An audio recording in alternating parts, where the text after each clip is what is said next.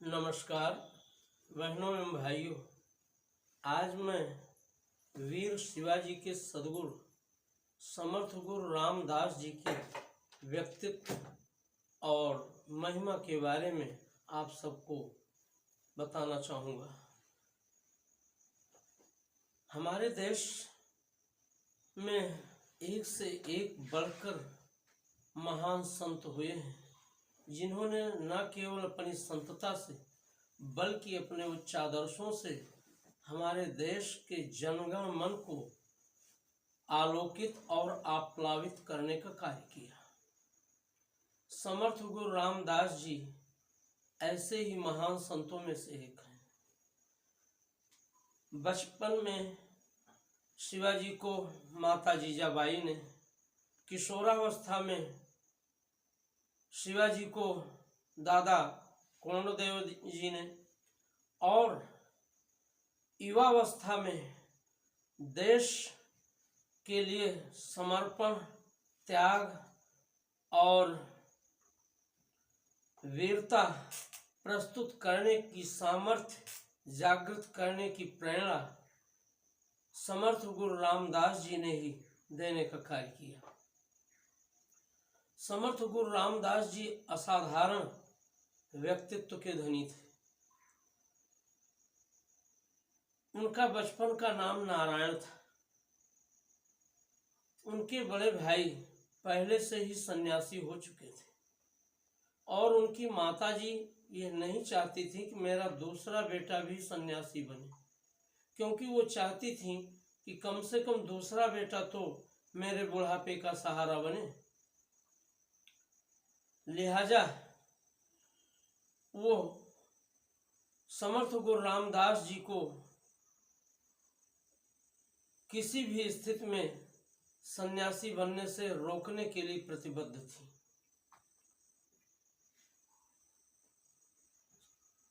नारायण अर्थात रामदास जी अपनी मां की आज्ञा का अक्षरशः पालन करते थे और उनको कथमक दुखी नहीं करना चाहते थे।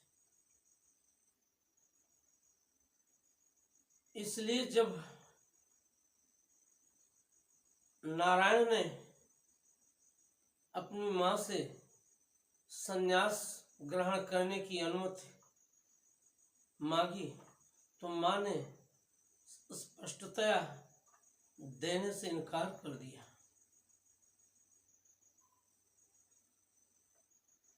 नारायण जी सन्यासी होने के लिए तत्पर थे।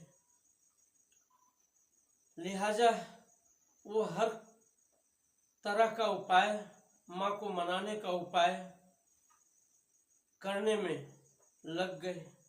लेकिन ये क्या, माता जी ने बाल्यावस्था व्यतीत होते ही नारायण का विवाह करने का निश्चय कर लिया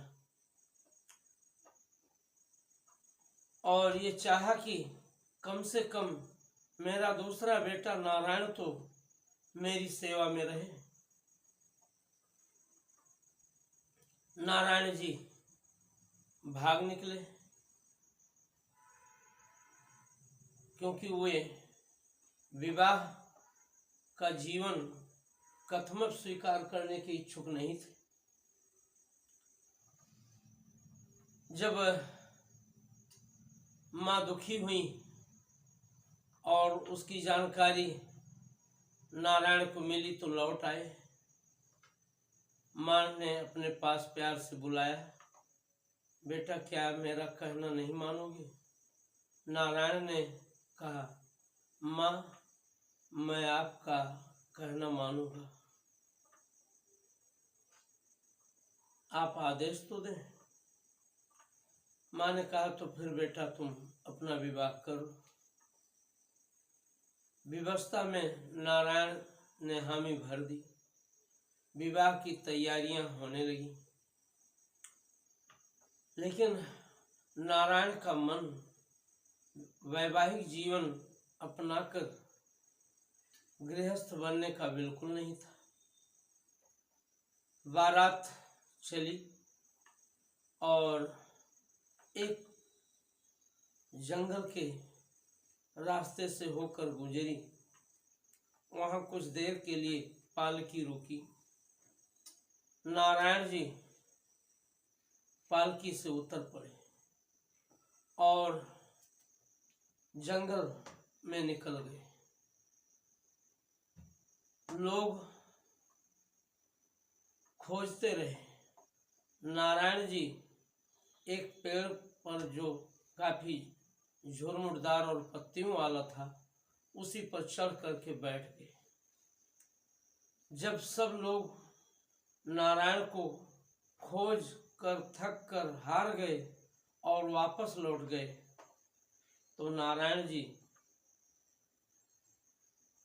उतरे और वहीं वन प्रांतर में कुटी बना करके रहने लगे। उन्होंने स्वयं सिद्ध सद्गुरुदेव का स्थान प्राप्त किया, अभ्यास किया। दिन भर रात भर जल में कमर तक खड़े रहकर साधना करते। उनकी साधना की खबर धीरे धीरे लोगों तक पहुंचने लगी और कमर तक जल में खड़े रहने के कारण उनके कमर तक का हिस्सा जो है विशेष गौर हो गया। वैसे तो वो गौर वर्ण के थे। उसके बाद उन्होंने संन्यास आश्रम स्वीकार किया और संन्यास आश्रम स्वीकार करने पर उनका नाम रामदास पड़ा। बस जीवन यापन के लिए वे किसी एक घर चले जाते थे और वहाँ जो भी मिल जाता था वो एक समय भोजन कर लेते थे। सात्विक भोजन करके वो साधना करते रहते थे और धीरे धीरे उन्होंने अपनी साधना के द्वारा अपनी दिव्य क्षमता को प्राप्त कर लिया। उस क्षमता का प्रभाव ये हुआ कि वे घूम घूम कर लोगों में देश प्रेम और ईश्वर भक्ति की प्रेरणा देने लगे। उनके भजन, उनके अभंग लोगों को बहुत ही प्रिय लगते। तपस्या ने उनकी सामर्थ्य को इतना अधिक बढ़ा दिया कि उनके धीरे धीरे लोग शिष्य होने लगे और जो भी शिष्य कठिनाई में पड़ता और सद्गुरुदेव को यानी समर्थ गुरु रामदास जी को पुकारता तो वहीं प्रकट हो जाया करते थे। लोग तो उन्हें हनुमान जी का लीला अवतार भी कहने लगे। उन्होंने पूरे देश का भ्रमण किया और लोगों में ईश्वर भक्ति, राम के भगवान राम के उच्च आदर्शों पर चलकर भगवान राम की भक्ति में लीन होकर देश के प्रति, देश के जन जन के प्रति समर्पण होने की शिक्षा देने का कार्य किया। धीरे धीरे उनकी विस्तृत कीर्ति फैलने लगी। जो भी एक बार उनका सानिध्य पाता वो निहाल हो जाता और उनकी अहेतु की कृपा सब पर बरसने लगती थी। कहीं भागवत कथा सुनते समय वीर शिवाजी ने सुना कि जब तक सद्गुरु की प्राप्ति नहीं होती तब तक व्यक्ति का कल्याण नहीं होता। शिवाजी सद्गुरु की खोज में निकल पड़े और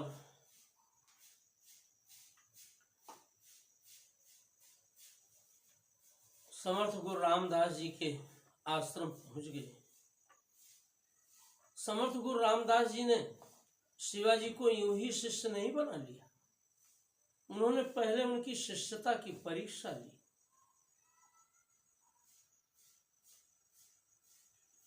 उन्होंने कहा कि शिवा, शिष्य बनने से पहले नित्य मेरे पास आ जाया करना। शिवाजी अवसर निकाल करके उनके पास जाने लगे। एक दिन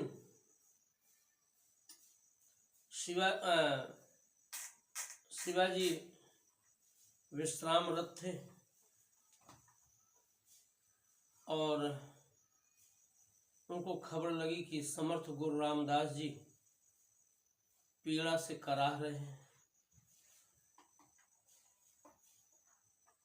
बहुत सारे शिष्यों ने उनसे निवेदन किया कि आप आज्ञा दें, हम वो सब करेंगे।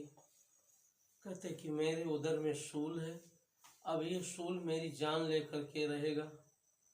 अगर कोई मुझे शेरनी का दूध ला करके दे तभी अच्छा होगा। शेरनी का नाम सुनते ही लोग सकपका जाते, कौन शेरनी का दूध लाता। शिवाजी को खबर लगी तो शिवाजी पहुंच गए और बोले, गुरुदेव आप आशीर्वाद दें, मैं शेरनी का दूध लेकर आऊंगा। शिवाजी वन प्रांतर में गए।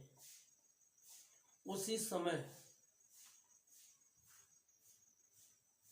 घोर अंधेरा छाने लगा, बिजली कड़कने लगी और एकाएक पानी भी बरसने लगा। जहां सब कुछ वातावरण निर्मल बादलों से रहित था, सहसा आंधी का चलने लगना और उसके बाद बादलों का घेर करके बरसने लगना। शिवाजी एक वट वृक्ष की छाया में जंगल में खड़े हो गए। फिर क्या देखते हैं, एक शेरनी अपने 2 शावकों के साथ उसी पेड़ के नीचे वहीं आई और खड़ी हो गई। शिवाजी तो निर्भीक थे, उन्होंने उस शेरनी को प्रणाम किया।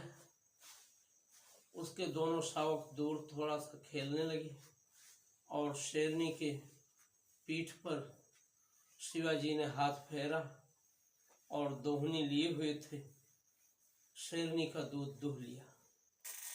और जैसे ही शेरनी का दूध दूहा, प्रणाम किया, तैसे ही शेरनी अपने शावकों के साथ चली गई। आकाश में बादल नहीं रह गए, धूप निकल आई, आंधी शांत हो गई और शिवाजी समर्थ गुरु रामदास जी के पास चल पड़े और प्रणाम किया कि गुरुदेव, सब आपकी कृपा और आपके आशीर्वाद का फल है कि मैं शेरनी का दूध ले आया हूँ।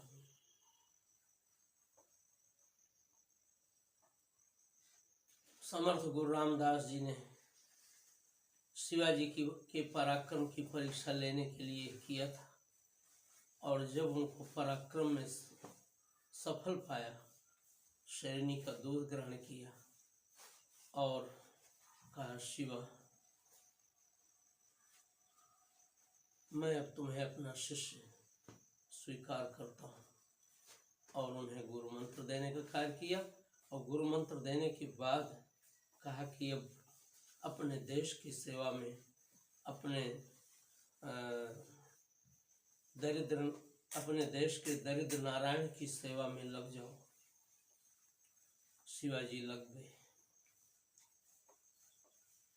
फिर एक दिन की बात है,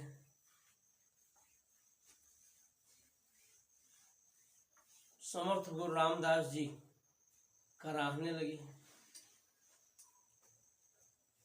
और फिर खबर गई, जो भी शिष्य उनके पास आता, आश्रम के और जो शिष्य थे, वो पहुँचते, गुरुदेव मैं क्या सेवा करूं? बोले कि मेरे जंघा में फोड़ा हो गया है, बहुत ही पीऊ भर गया है, अगर कोई उसको अपने मुंह से चूस ले तो मेरी पीड़ा शांत हो जाएगी। पीयू का नाम सुनते ही और सारे शिष्य मुंह बिचका कर बगल हो जाते। कौन उस पीयू को चूसने का काम करे? फोड़ा बड़ा था। शिवाजी को खबर लगी, शिवाजी आए,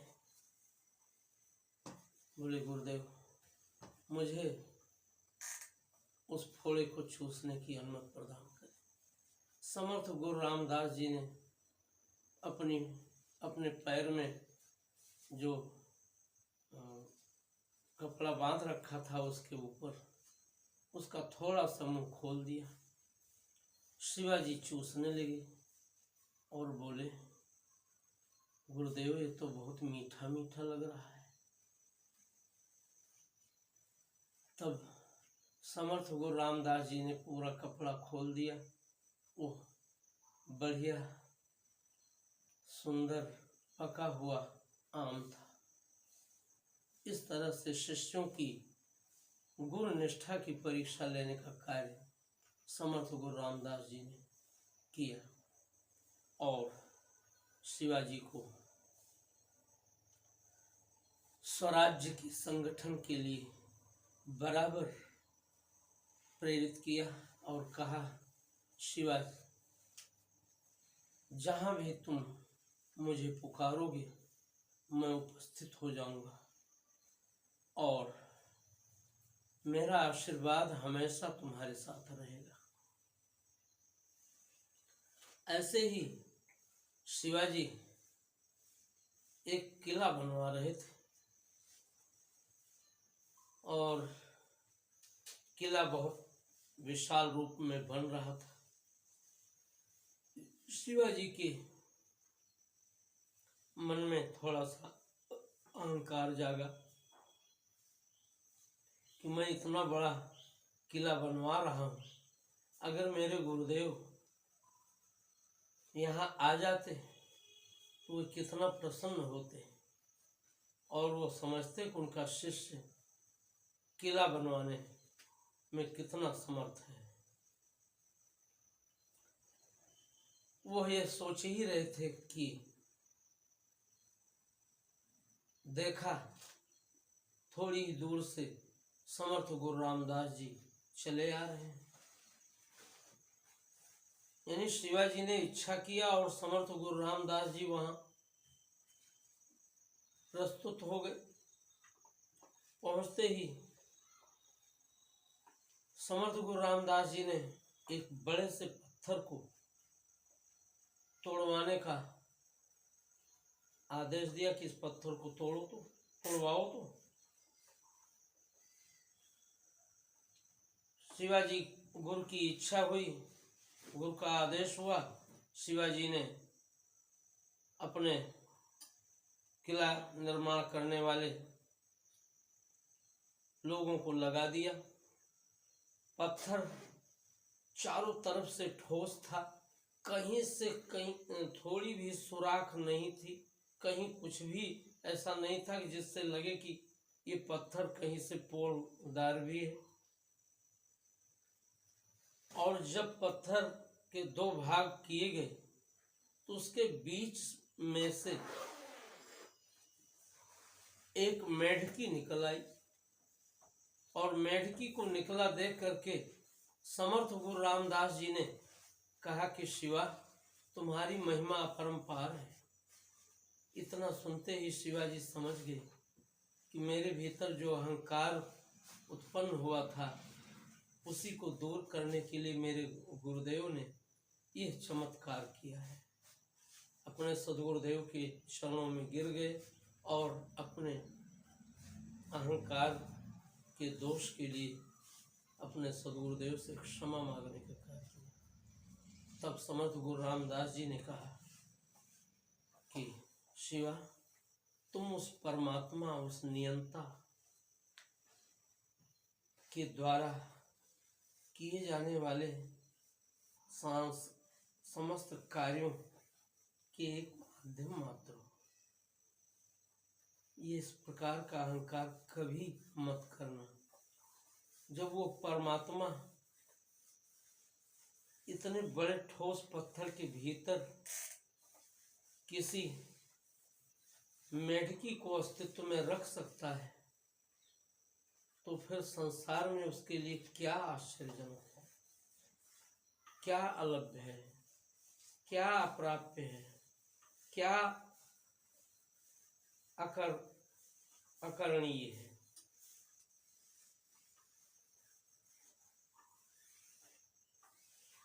तब शिवाजी ने कहा, गुरुदेव मुझे क्षमा करें, ये सब आपकी कृपा है कि आपने मेरे भीतर के अहंकार को जागृत होते ही दूर करने की कृपा किया है। ऐसे थे समर्थ गुरु रामदास जी। उनके द्वारा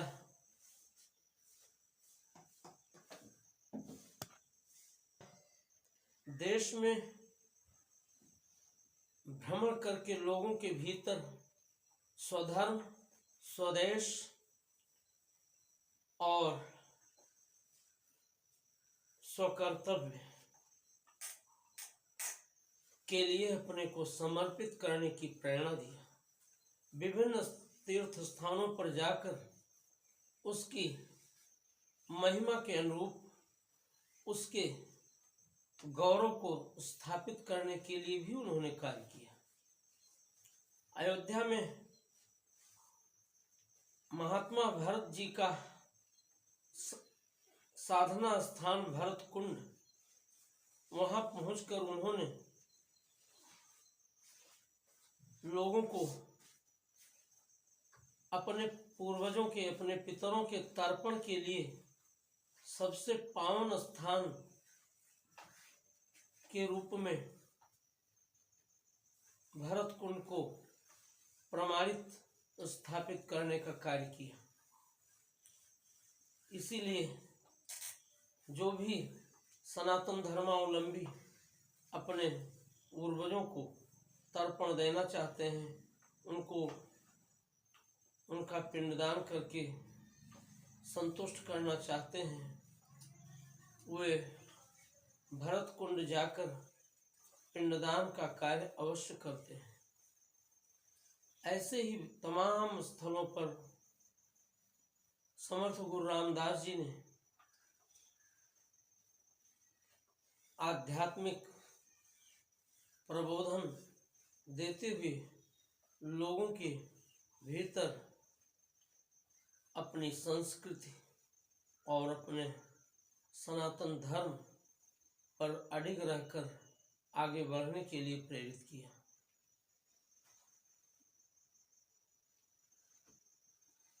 करीब करीब पश्चिमी भारत में जो गुजरात और महाराष्ट्र का इलाका है, वहाँ समर्थ गुरु रामदास जी को सभी लोग भगवद अवतार के रूप में समझते हैं, मानते हैं और उनकी कृपा आज भी उसी रूप में प्राप्त करते हैं। धन्य है ऐसे महान संत, महान सद्गुरु, जिन्होंने केवल अपनी मुक्ति के लिए ही नहीं बल्कि समूचे राष्ट्र की, समूचे समाज की मुक्ति के लिए अलख जगाने का कार्य किया। समर्थ गुरु रामदास जी को हमारा शत शत प्रणाम। ऐसे ही सद्गुरुदेवों के भरोसे, ऐसे ही संतों के भरोसे आज भारत प्रगति के पथ पर अग्रसर है। धन्यवाद। जय हिंद। आप सभी से सब्सक्राइब जरूर करें और अपनी टिप्पणी बॉक्स में जरूर देने की कृपा करें।